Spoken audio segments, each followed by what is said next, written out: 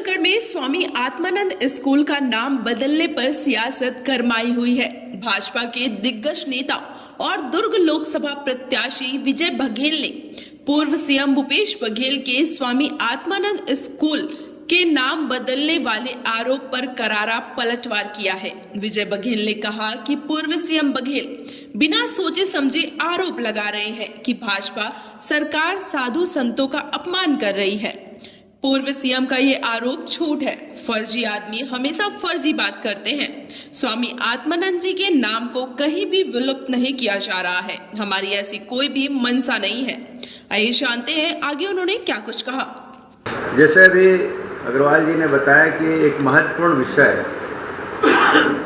अभी जो PM Shri school नई शिक्षा नीति के तहत हमारे यशस्वी प्रधानमंत्री जी ने कई साल तक विचार मंथन के बाद इस योजना को लॉन्च किया और मेरा सौभाग्य कि मैं उस समय लोकसभा में एक सांसद के रूप में उपस्थित था और चारों ओर इसकी तारीफ की गई, इसकी प्रशंसा हुई। बहुत सारे शिक्षाविदों से राय लेकर हमारे छत्तीसगढ़ से कई लोगों ने इसमें अपने राय दिए थे और एक अच्छी शिक्षा नीति, नई शिक्षा नीति बनी। और जो मानव संसाधन विभाग था उसका नाम बदलकर शिक्षा विभाग किया गया। शिक्षा मंत्री के नाम से अब केंद्रीय शिक्षा मंत्री के नाम से वो पद जाना जाने लगा, जिसके हमारे माननीय धर्मेंद्र प्रधान जी केंद्रीय मंत्री हैं और उन्होंने फरवरी महीने में हमारे यशस्वी मुख्यमंत्री माननीय विष्णुदेव साय जी की उपस्थिति में पंडित दीनदयाल उपाध्याय ऑडिटोरियम में इसकी शुभारंभ किया छत्तीसगढ़ में।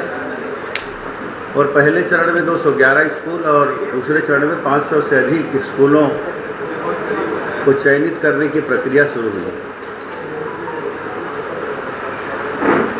अभी जो दूसरे चरण में ये बातें आई कि स्वामी आत्मानंद स्कूल में भी अच्छी सुविधा होनी चाहिए,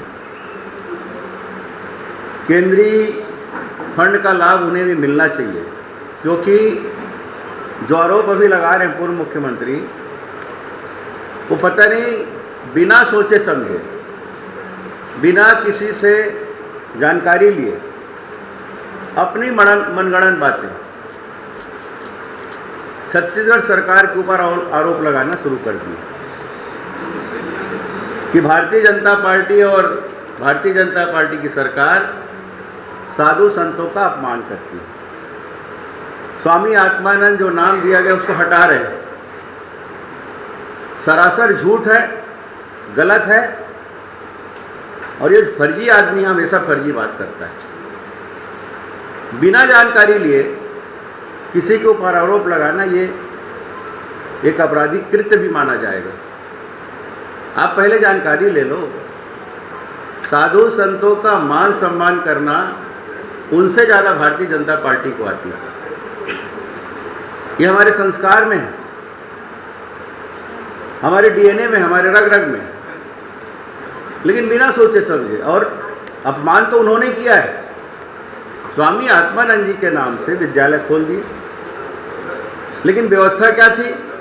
1 रुपया बजट में प्रावधान नहीं। आज भी आप जानकारी लीजिए कलेक्टरों से, जो डीएमएफ फंड है उससे उनको तनख्वाह दी जाती है। भर्ती नहीं हुई।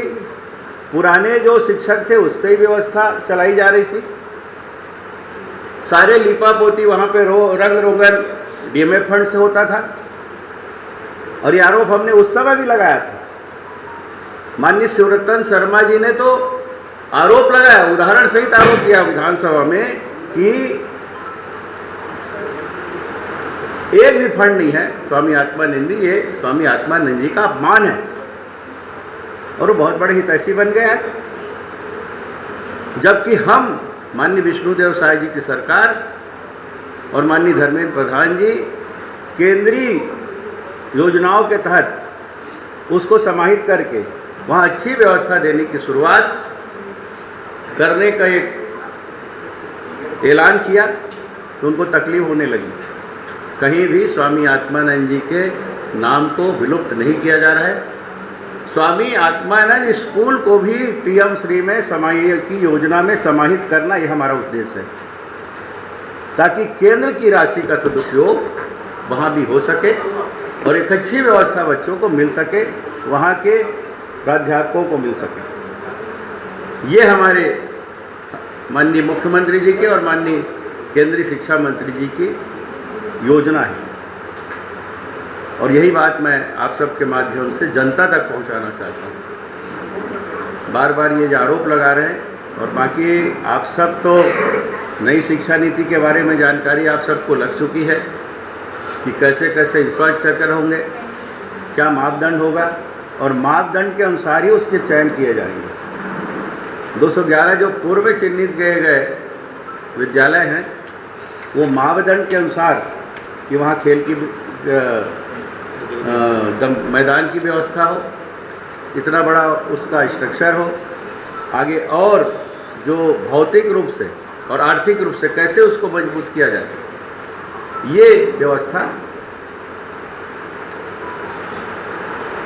पीएम श्री स्कूल के माध्यम से किया जाएगा।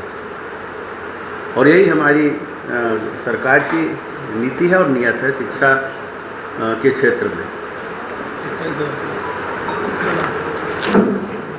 और केंद्र सरकार ने इसके लिए बजट में लगभग 27,000 करोड़ रुपए से अधिक का आवंटन 2024 को 5 साल की अवधि के लिए शुरू किया है।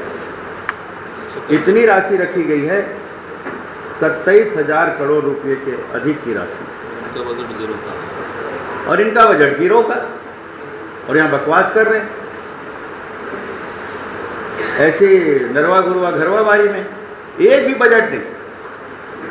और मुख्यमंत्री, पूर्व मुख्यमंत्री की ड्रीम योजना थी नरवा गुरवा घरवा भारी बाड़ी, आप देख लीजिए, एक भी पैसे का प्रावधान नहीं किया बजट में। और स्वामी आत्मानंद जी को बोलते थे वो मेरी ड्रीम है, मतलब ये सपना हवा में देखते हैं, सपना।